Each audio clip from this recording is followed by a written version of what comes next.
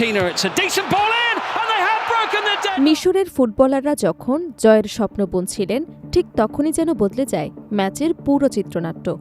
শেষ বাঁশি বাজার সঙ্গে সঙ্গেই উল্লাসে ফেটে পড়ে আর্জেন্টিনা, আর হতাশা এবং ক্ষোভে ভেঙে পড়েন মিশরের খেলোয়াড় ও কোচিং স্টাফ। তাদের অভিযোগ, একের পর এক বিতর্কিত সিদ্ধান্তে সম্ভাব্য জয় ছিনিয়ে নিয়েছেন ফরাসি রেফারি ফ্রাঁসোয়া লেতিস্কিয়ে। কিন্তু কে এই রেফারি, আর কেনই বা তিনি মিশরের প্রতি এতটা অবিচার করলেন?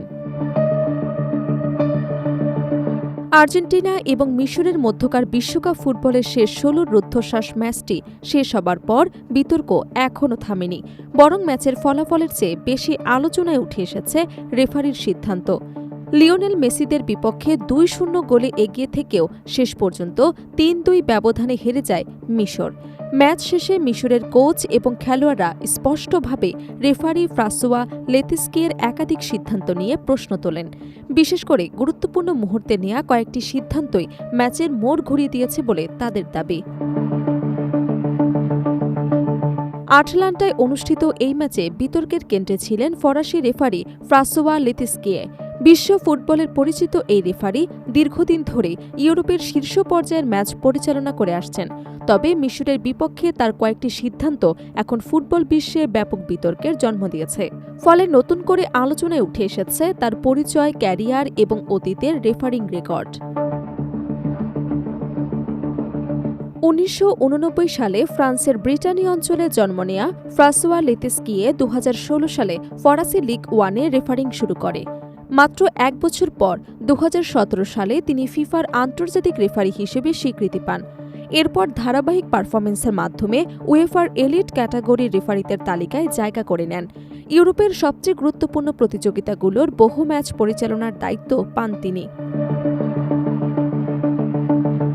তার পরিচালনায় উল্লেখযোগ্য ম্যাচগুলোর মধ্যে রয়েছে ২০২১ সালের উয়েফা ইউরোপা লিগ ফাইনালে ভিয়ারিয়াল এবং ম্যানচেস্টার ইউনাইটেডের লড়াই, ২০২৩ সালের উয়েফা সুপার কাপে ম্যানচেস্টার সিটি এবং সোভিয়ার ম্যাচ, ইউরো ২০২৪-এর ফাইনালে স্পেন এবং ইংল্যান্ডের মুখোমুখি লড়াই এবং ২০২৫ সালের ফিফা ক্লাব বিশ্বকাপে ফ্লুমিনেন্সে এবং চেলসির সেমিফাইনাল।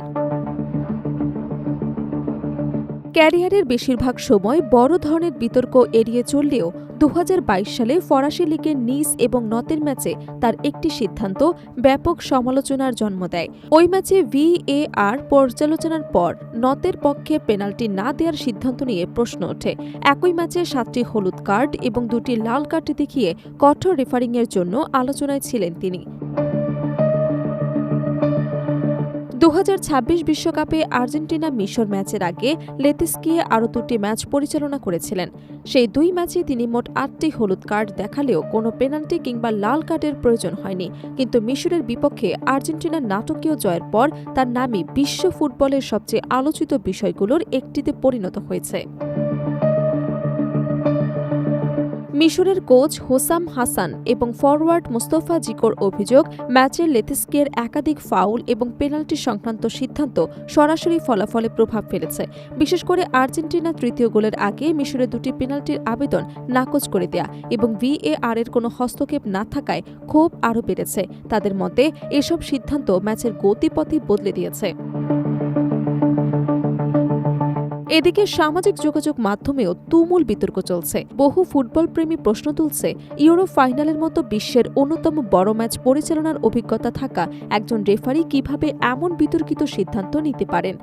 কারো মতে এটি ছিল একটি মানবিক ভুল, আবার অনেকের দাবি এসব সিদ্ধান্ত মিশরের সম্ভাব্য জয় কেড়ে নিয়েছে।